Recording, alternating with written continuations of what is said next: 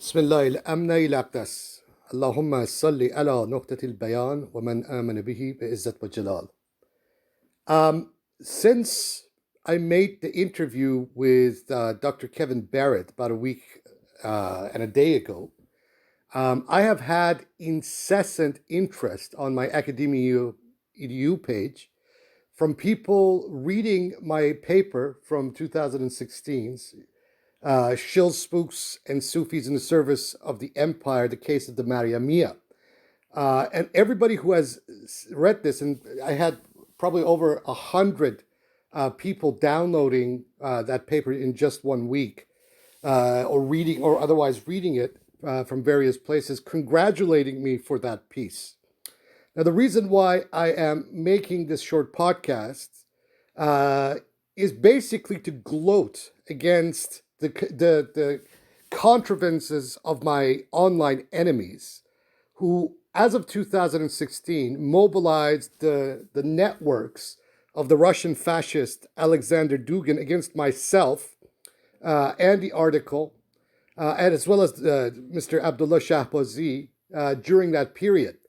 They managed, through their gatekeeper, Mr. Mark Kozlow, this extremely nasty individual who was once a member of the Maryamiyyah and has since gone on to become a gatekeeper for the Maryamiyyah, acting in the role of a radical new atheist, to try to defame myself as well as the credibility of the article. Well, 4 years later, or rather 3.5 years later, this article is now making the rounds all over the internet. People are reading it. Also, they are checking the sources cited in the piece. So, in a sense, this represents now my victory over these Duginists, and particularly Mr. Akira Kalashnikov, aka Nate Abu Kira, who put up that defamatory blog on the Fourth Revolutionary site against me, to prove once and for all that the truth wins out.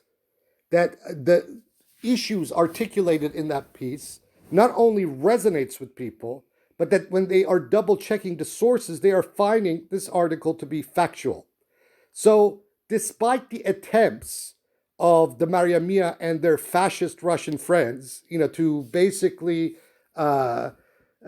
ensure that no more outlets publish my work or whatnot, and that I am not given any kind of a outfit to express my views. 3.5 years later, that egg has landed, that rotten egg has landed on their face collectively. This article is now 3.5 years after the fact, making rounds. It was already making the rounds back in 2016 and early 2017. Many thanks to Professor Emeritus Hamid Algar, who ensured that this article would reach as many people as possible. I owe a deep debt of gratitude to Professor Algar for promoting that article amongst his own networks and his own circles, far and wide, within Iran itself and outside. And other people who have subsequently come forth and have done the same.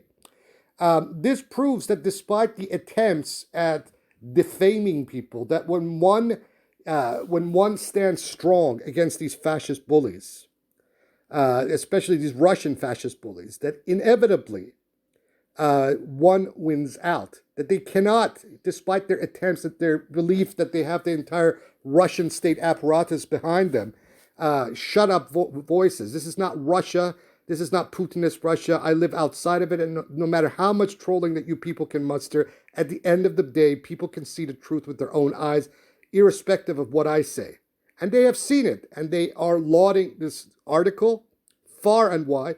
And this should also be a mote in the eye of the editor-in-chief of Counterpunch itself, an extremely wimpish, cowardly man, who on basically a threat of a lawsuit communicated through the proxy of Mr. Mark Kozlow, took that article down without any other fact-checking, even though he himself had already vetted that very article and published it on the Counterpunch site.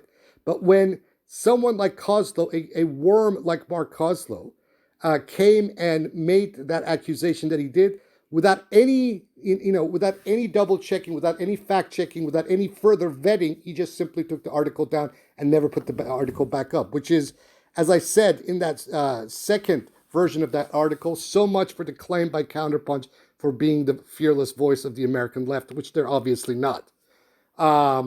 So I declare this a victory. That article, Shills, Spooks, and Sufis in the service of empire, has done its thing, has gotten to the people that needed to read it. It is now making the rounds. I also like to thank Dr. Kevin Barrett himself for taking an interest in this article and then inviting me to his show to talk about it, because it shows that this man has a lot of intellectual integrity and at least can see the truth and facts when he sees them. Unlike some of these people that are otherwise friendly with him, these so-called tankies who are actually, shameless agents of Russian fascism on Facebook. So this is my victory 3.5 years later against Akira Kalashnikov, his fourth Revolutionary War site, and his two capo handlers, namely Dennis Giron and Nate Abukir, who's actually Akira Kalashnikov himself. That no matter what they have tried, no matter how hard they have tried, their defamation campaign against me, and in order to discredit that article, I have come out on top. And they have failed. And that's the way it is. La hujja ila aliyan qabla nabil.